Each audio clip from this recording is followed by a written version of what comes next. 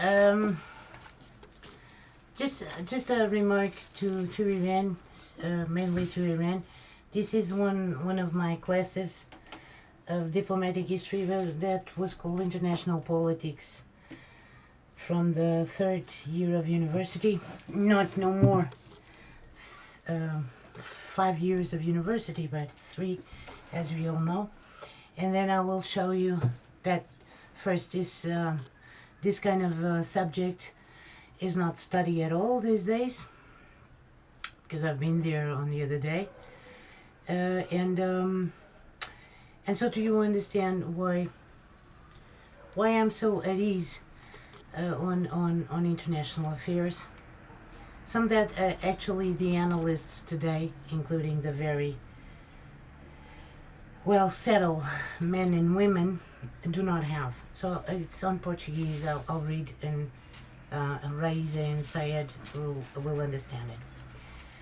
21 de março de 1994, aula de Política Internacional 2. Choques de imperialismo, Oriente e Mediterrâneo. Em 1893, o Kaiser Guilherme II põe em prática a Neue Kurs alemã, ou seja, tentar tornar a Alemanha num dos atores intervenientes na disputa dos lugares estratégicos no mundo extra-europeu.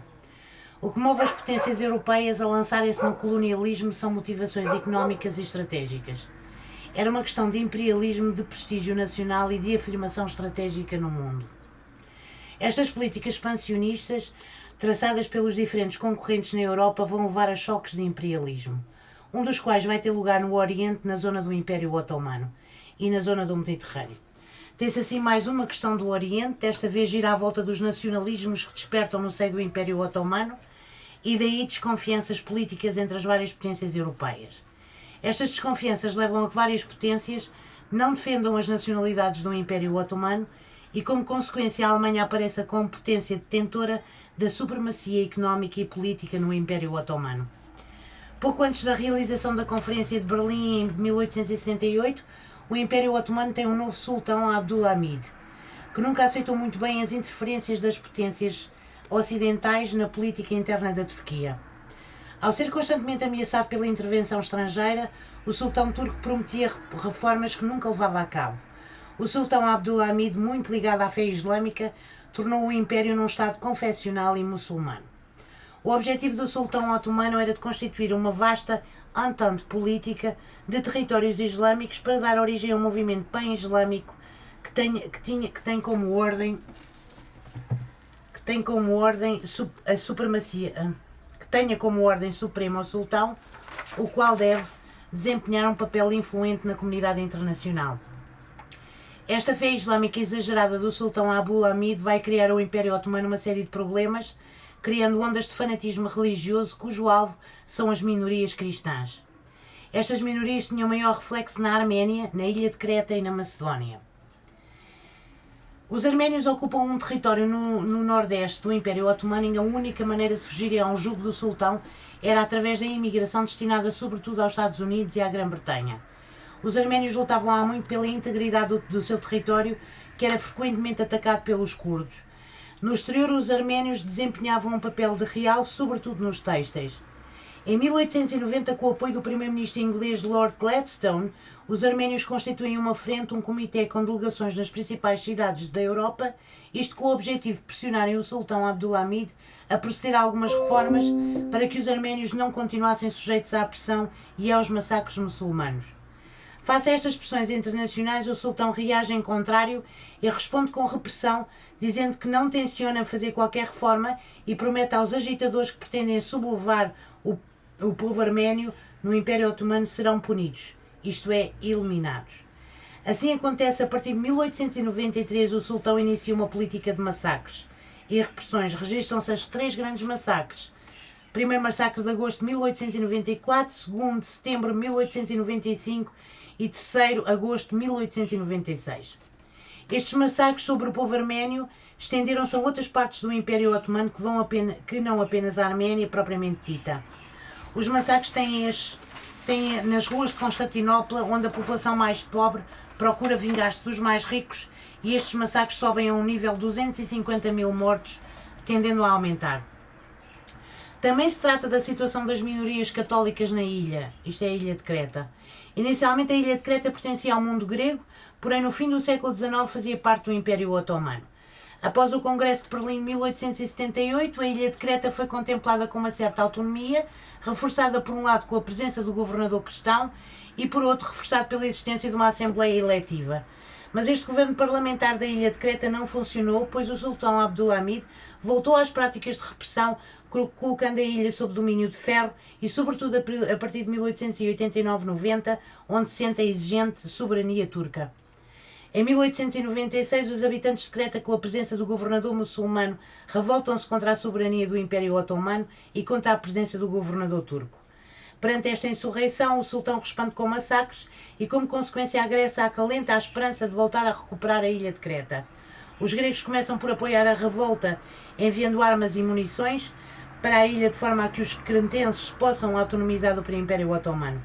Entretanto, o sultão Abdulhamid decide renomear um governador cristão para a ilha, só que os habitantes muçulmanos não aceitam a decisão. Daí que os massacres recomeçam em 1897 e a Grécia envia então um exército que invade a ilha de Creta em nome do rei grego. As potências europeias não gostam deste nacionalismo grego e é enviada uma esquadra internacional, Grã-Bretanha, França e Itália, para controlar este expansionismo helénico. Os gregos não apreciam a intervenção europeia e em 17 de abril de 1897 a Grécia declara guerra à Turquia. Mas 2 semanas depois estão derrotados. Pede-se então à Grã-Bretanha que seja mediadora para a assinatura de um armistício entre a Grécia e a Turquia. Perante o armistício, os gregos têm que 1. Pagar uma indemnização à Turquia, aceitar a retificação das fronteiras na Tessália, território entre a Grécia e a Macedónia, e aceitar perder os direitos à ilha de Creta. Contudo, os ingleses entregam um estatuto especial para a ilha de Creta, assim esta fica com um estatuto de autonomia, onde o Império Otomano nomeava para alto comissário governador da ilha o segundo filho do rei Jorge da Grécia, ou seja, a Grã-Bretanha consegue simultaneamente acabar com a repressão turca aos cristãos, a autonomia em relação aos muçulmanos, assim como em relação aos gregos. Vamos à Macedónia. Pelo Tratado de San Stefano, a Macedónia era incluída na chamada Grande Bulgária, mas o Congresso de Berlim retira a Macedónia à Bulgária e retorna ao território que pertence ao Império Otomano. Isto significava que, pelo Congresso de Berlim de 1878, o sultão Abdulhamid teria que fazer reformas para a Macedónia, de forma a que se tornar uma região autónoma, só que nunca adquiriu esse estatuto. Em vez disso, o sultão iniciou uma parte de repressão sobre os macedónios. Já pela sua posição, a Macedónia é alvo de cobiça dos pequenos estados vizinhos, como a Sérvia e a Bulgária. Os búlgaros sentem-se moralmente detentores da Macedónia e por isso vão provocar agitação contra a Turquia, fundando em 1893 um movimento revolucionário designado de Organização Revolucionária do Interior da Macedónia. São os búlgaros que vão provocar a sublevação da Macedónia contra a Turquia. Em 1896 o sultão inicia uma série de massacres contra a Macedónia. Na comunidade internacional as reações são de protesto, embora as potências europeias não fizessem intenções de intervir. Conclusão. O que existe em comum em relação aos 3 territórios, Arménia, Creta e Macedónia, é o facto de que as potências europeias não intervirem nestas questões.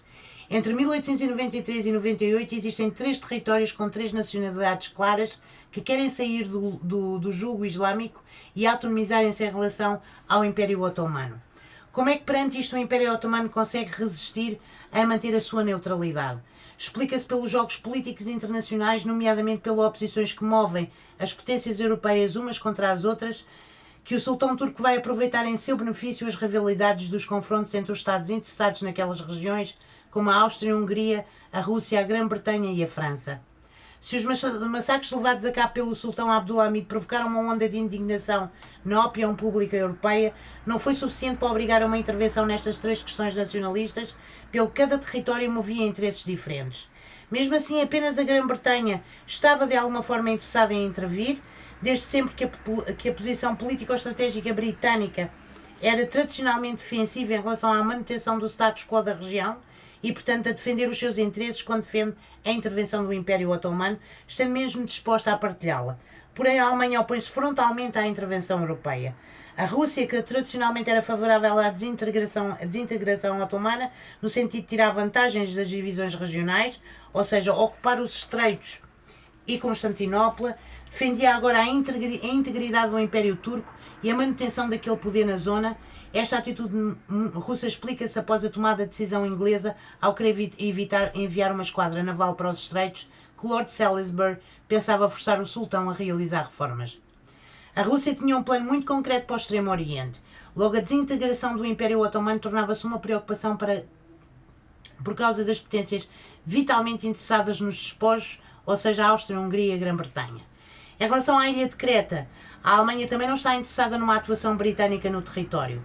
Se a ilha não fosse libertada pelas potências europeias, poderiam haver graves problemas, confrontos com a Grécia, que poderiam levar à abdicação do rei Jorge e a subida ao trono grego do rei Constantino, casado com uma irmã do Kaiser Guilherme II. Como é que a Rússia consegue evitar quaisquer alterações nos Balcãs? Através de uma política de concerto com a Áustria e a Hungria, quer o Ministério dos Negócios Estrangeiros russo, quer o Ministério dos Negócios Estrangeiros austríaco, estão interessados numa alteração do status quo balcânico, daí que promovam um encontro em São Petersburgo em abril de 1897 entre os dois países.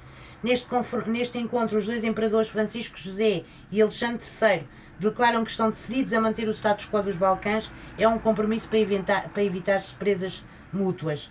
Franceses e alemães têm também uma política de entendimento relativamente a esta questão, até porque a Grã-Bretanha e a França disputam ainda o Egito e outras regiões na África Central. A França é contrária a qualquer intervenção na Arménia, em Creta e na Macedónia. O Kaiser Guilherme II, embora não seja indiferente aos massacres turcos e afirmando ser vergonhoso para os cristãos europeus assistirem a tais atos, era pressionado pelos meios financeiros alemães para uma abertura da Alemanha a novos mercados no Médio Oriente e a abertura a novas fontes de matérias-primas. Assim, o Médio Oriente passou a ser a grande aposta da Alemanha, ou seja, o Império Otomano. Em virtude disto, o governo de Berlim não toma quaisquer atitude contra o sultão turco quando os conflitos da Arménia na ilha da Creta e Macedónia. A Weltpolitik defende uma penetração pacífica da Alemanha na Turquia. O Kaiser começa logo no início da década de 90 a trilhar as novas políticas externas alemãs quando visita o sultão em Constantinopla, mesmo que depois desta honra tenha visitado também Jerusalém. O sultão Abdullah Hamid precisa de meios técnicos para reorganizar o exército muçulmano e proceder a reformas de nível administrativo no seio do Império. Isto leva a que se acorde entre o sultão e o Kaiser a presença de oficiais alemães que se viriam conselheiros técnicos do chefe de Estado-Maior do Império Otomano. Estes oficiais alemães tinham uma dupla missão. Por um lado, a missão de serem conselheiros técnicos das Forças Armadas Otomanas, por outro lado, a missão de organizar e formar quadros no Império Administrativo. Os empresários alemães, para acelerarem a abertura do Médio Oriente com o mercado da Alemanha, decidem prolongar a construção de um caminho de ferro pensado para ligar Berlim a Bizâncio, que agora seria alargado até Bagdá, ou seja, até ao Golfo Pérsico. Isto iria pôr em causa o domínio da Grã-Bretanha na zona, que queria ligar o Egito à Índia. A ideia dos alemães perante isto é de convidarem a Grã-Bretanha a associar-se à construção da linha férrea e os ingleses não aceitam a proposta. Entretanto, é assinado um contrato definitivo em 1903 que concede aos alemães para 99 anos a conclusão de uma linha férrea de 300 km. Desses 300 km, os alemães beneficiariam 20 km em volta dessa linha de passagem para exploração mineira. Este contrato de 1903 foi negociado entre a Alemanha e o sultão Abdullah Hamid, vem conceder à Alemanha vantagens excelentes e consagrar a supremacia económica alemã no Império Otomano. Os russos e ingleses não se mostram nada satisfeitos porque a Grã-Bretanha perde a hipótese de conseguir fazer a ligação de Cairo a Bogotá e a Rússia perde a hipótese de dominar os estreitos. É esta alteração na política internacional que vai levar a uma maior identidade dos pontos de vista entre russos e ingleses e entre franceses e ingleses. A Alemanha aumenta a sua importância no mundo muçulmano, o que põe em causa também a França e o seu domínio no norte da África. Esta nova situação de influência na conquista territorial extra-europeia será uma das razões que levará à formação da Entente Carrozial em 1904 entre a França e a Grã-Bretanha. End of class for today.